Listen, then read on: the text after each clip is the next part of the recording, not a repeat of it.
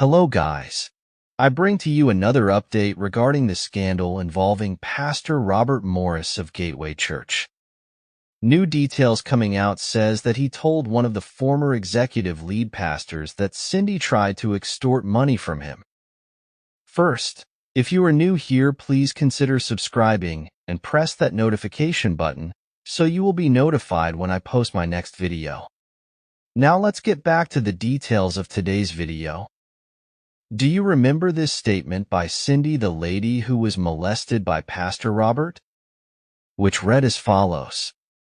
My family and I have gone to leaders of very prominent churches and well-known ministries with this information, hoping that someone would hold him accountable and remove him from ministry leadership. The leadership at Gateway received actual notice of this crime in 2005 when I sent an email directly to Robert Morris' email address. Former Gateway elder, Tom Lane, received and responded to my email, acknowledging that the sexual abuse began on December 25, 1982, when I was 12 years old. Again in 2007, my then-attorney Gentner Drummond sent a letter to Robert Morris with the hope that he would help reimburse me for the thousands of dollars I had expended in counseling as a result of this abuse. His attorney acknowledged the dates as well and then attempted to blame me for the abuse.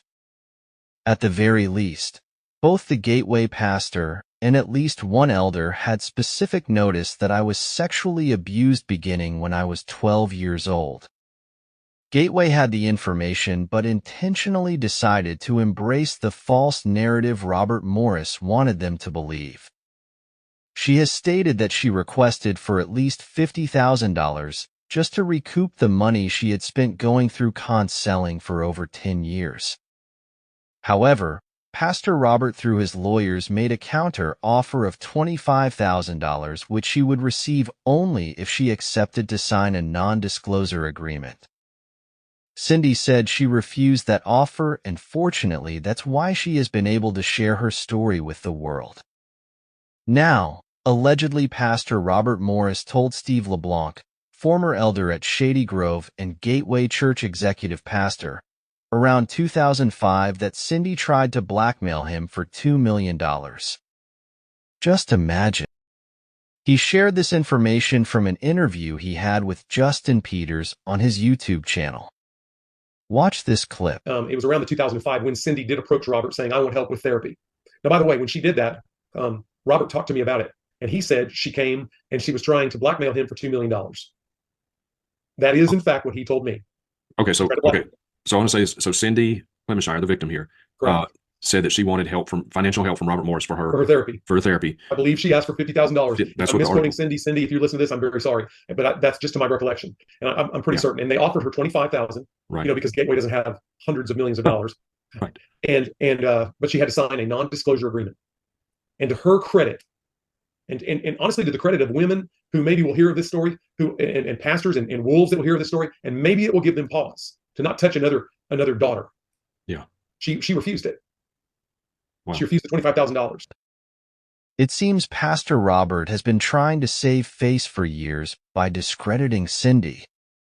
Why would he do this while confessing and saying he paid for the moral failure? Remember in other statement, Robert and his wife Debbie had blamed Cindy by saying that she was flirtatious. Robert Morris blamed the victim as, I quote, being flirtatious, manipulative, and having a Jezebel spirit. The common mantra was that he had been victimized. Steve said that he knows more people in Gateway leadership knew the actual details of the crime but failed to report it. You said a minute ago that this was rape. This was rape. Rape. Yeah, this was rape. There was penetration. She made that very clear. Right. It was digital, they would say in court, but nevertheless. Right.